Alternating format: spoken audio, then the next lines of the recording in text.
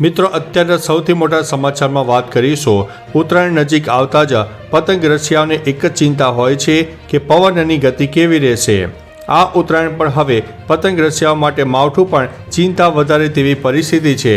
હવામાન નિષ્ણાત અંબાલાલ પટેલે 12 થી 18 જાન્યુઆરી દરમિયાન રાજ્યના કેટલાક વિસ્તારમાં માવઠું થવાની આગાહી વ્યક્ત કરી છે. જો ઉત્તરાયણ સમયે જ માવઠું થાય તો પતંગ રસિયાની મોજ પણ પાણી ઉપર ફરી વળે તેવી શક્યતા છે. માવઠાની આગાહી સાથે સાથે રાજ્યમાં કડકડતી ઠંડીની પણ આગાહી વ્યક્ત કરવામાં આવી છે. મિત્રો, અન્ય મહત્વના સમાચારની વાત કરીએ તો પ્રી સ્કૂલ સંચાલકોના અલ્ટિમેટમ બાદ સરકારે 3 માર્ક સ્વીકારશે. રાજ્યવ્યાપી વિરોધ બાદ શિક્ષણ વિભાગ સાથેની બેઠકમાં સુખદ ઉકેલ. ટૂંક સમયમાં ફેરફાર કરાયેલા નિયમો જાહેર કરવામાં આવશે.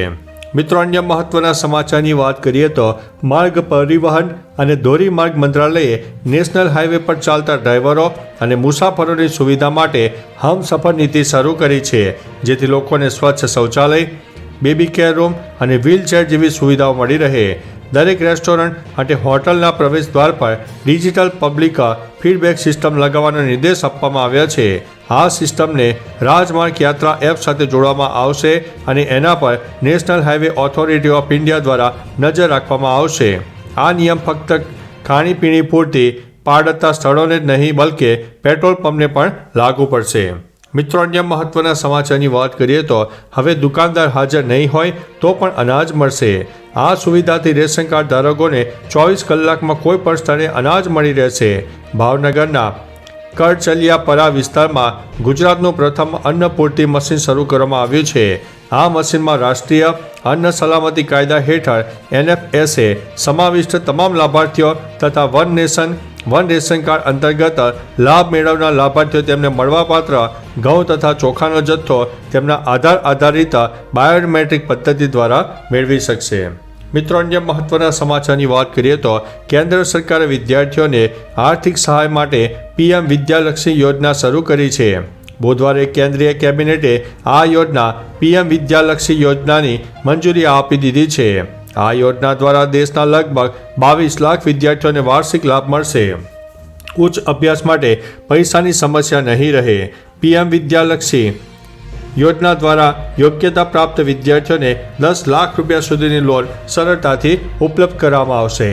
મિત્રો, અન્ય મહત્વના સમાચારની વાત કરીએ તો સુરતમાં આગામી શાળા સત્ર માટે RTE એટલે કે શિક્ષણનો અધિકાર નિયમ હેઠળ ધોરણ 1માં પ્રવેશ માટેની તૈયારીઓ શરૂ થઈ ગઈ છે. આ પ્રવેશ માટે જરૂરી દસ્તાવેજો જેમ કે આવક પ્રમાણપત્ર, જન્મ પ્રમાણપત્ર અને નોન ક્રિમિલિયર જેવી દસ્તાવેજો તૈયાર રાખવા સૂચના આપી દેવામાં આવી છે. નવા શૈક્ષણિક સત્રમાં પ્રવેશ આપવાનો હોવાથી વાલીઓને છેલ્લી ઘડીએ દોડાદોડી કરવી ન પડે તે માટે જરૂરી દસ્તાવેજો તૈયાર રાખવાની સૂચના આપવામાં આવી છે. બાળકનો જન્મ 2 મે 2018 થી 1 મે 2019 દરમિયાન થયેલો હોવો જોઈએ. મિત્રો, અન્ય મહત્વના સમાચારની વાત કરીએ તો વડાપ્રધાન મોદીએ 70 વર્ષથી વધુ ઉંમરના લોકો માટે આયુષ્યમાન યોજના શરૂ કરી છે.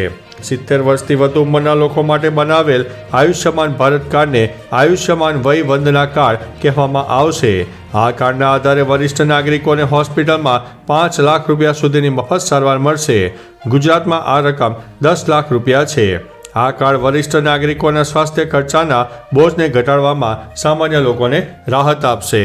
મિત્રો, અન્ય મહત્વના સમાચારની વાત કરીએ તો નમો ડ્રોન દીદી સ્કીમની શરૂઆત 2022માં પ્રધાનમંત્રી નરેન્દ્રભાઈ મોદીએ કરી હતી.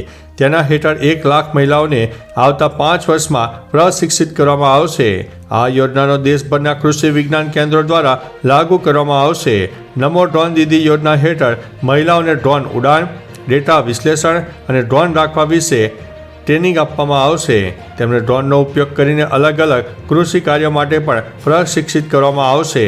આનાથી કૃષિ ક્ષેત્રે લાગતો સમય અને ખર્ચ પણ ઘટી જશે અને રોજગારીની તકો પણ મળશે. મિત્રો, અન્ય મહત્વના સમાચારની વાત કરીએ તો સૌથી પહેલાં વાહન ચાલકોને PUC સર્ટિફિકેટ આપતા રહેલા PUC વર્ઝન 2નું મોબાઈલ એપ્લિકેશન ડાઉનલોડ કરવાની રહેશે.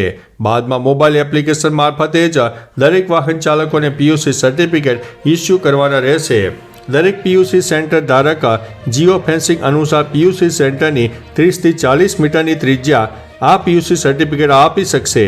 આ ઉપરાંત વાહનના રજિસ્ટ્રેશન નંબર પ્લેટો જેમાં કે ફોટો, વાહનનો પીયુસી સેન્ટર સાથેનો ફોટો તથા વાહનોનો 4 થી 5 સેકન્ડનો શોર્ટ વિડીયો કેપ્ચર કરીને પીયુસી વર્ઝન 2ના સોફ્ટવેરમાં અપલોડ કરવાનો રહેશે. મિત્રો, અન્ય મહત્વના સમાચારની વાત કરીએ તો પશુપાલન મંત્રી રાઘવજી પટેલે જણાવ્યું હતું કે પશુ સંવર્ધન થકી દૂધ ઉત્પાદનમાં ટકાઉ રીતે વધારો મેળવવા માટે ગુજરાત સરકાર અદ્યતન ટેકનોલોજીને પૂરતું પ્રોત્સાહન આપી રહી છે. સેક્સર સીમન ડોઝની જેમ જ ગુજરાત સરકાર દ્વારા હવે IVF કરાવતા પશુ માટે પણ ₹35,000 સહાય આપવામાં આવશે. પશુપાલકો બહોળા પ્રમાણમાં IVF તકનીકનો ઉપયોગ કરી શકે તે માટે પ્રાયોગિક તબક્કે બનાસકાંઠા, સાબરકાંઠા, મહેસાણા અને આણંદ જિલ્લાના પશુપાલકોને આ સહાય આપવામાં આવશે. તો ચાલો મિત્રો, ફરીથી દેશ અને દુનિયાના સુપરફાસ્ટ સમાચાર લઈને મળતા રહીશું. ત્યાં સુધી અમને રજા આપશો. નમસ્તે.